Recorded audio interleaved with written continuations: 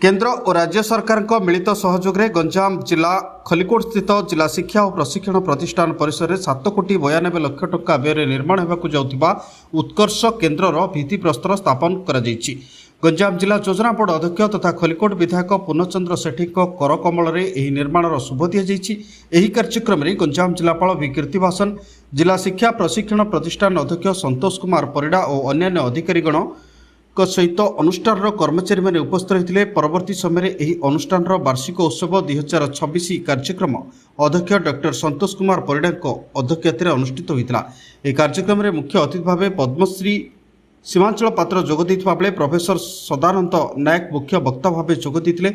सम्मानित अतिथि भाव ब्रज शुभुधि ओडिया अध्यापक विष्णु प्रसाद दास जोगदे कार्यक्रम सभावर्तन करते। मान्यगण्य अतिथि मान द्वारा अर्पण आधार में वार्षिक मुखपत्र गुरु गौरव और समाचार पत्रिका भित्तिभूमि उन्मोचन कर उत्सव में विभिन्न प्रतियोगिता अंशग्रहण करथिबा अनुष्ठान गुरु छात्र छात्री मानक मानपत्र बंटन कर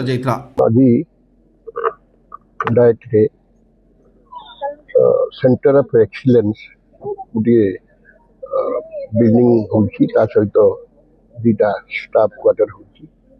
ये भारत सरकार एवं ओडिशा सरकार को मिलित उद्यम प्राय 3 कोटी ऊर्ध्व अर्थ ये बिल्डिंग होची। सेंटर फॉर एक्सीलेंस डाइट एक प्रमुख अनुष्ठान गंजाम जिला तथा ओडिशा यार अत्यय रखापी सेंटर ऑफ एक्सीलेंस आज डायट खलिकोट गोटे खुशीर दिन। आज मानवर विधायक खलिकोट करकमल रे फाउंडेशन स्टोन होती। डायट ओवरऑल इंफ्रास्ट्रक्चर भित्तिभूमि सुदृढ़ करने उद्देश्य गोटे सेंटर ऑफ एक्सीलेंस निर्माण करा सहित जी फैकल्टी मेंबर्स अच्छा स्टाफ क्वार्टर्स निर्माण आज भूमि पूजन करा टोटल 7 करोड़ रु ऊर्ध्व टंकार प्रोजेक्ट गुड़ाक हाथ को निश्चित जी आम स्टूडेंट्स मैंने अच्छा फैकल्टी मेंबर्स जी अच्छा समस्त फैसिलिटीज को दृष्टि रखी आम केमी आहरी भल सब्जेक्ट गुड़ाक डेलीवर कर भल पाठपढ़े जमी सेंटर ऑफ एक्सीलेंस लगी पार से उद्देश्य ये कार्यटा को हाथ को निया। नमस्कार।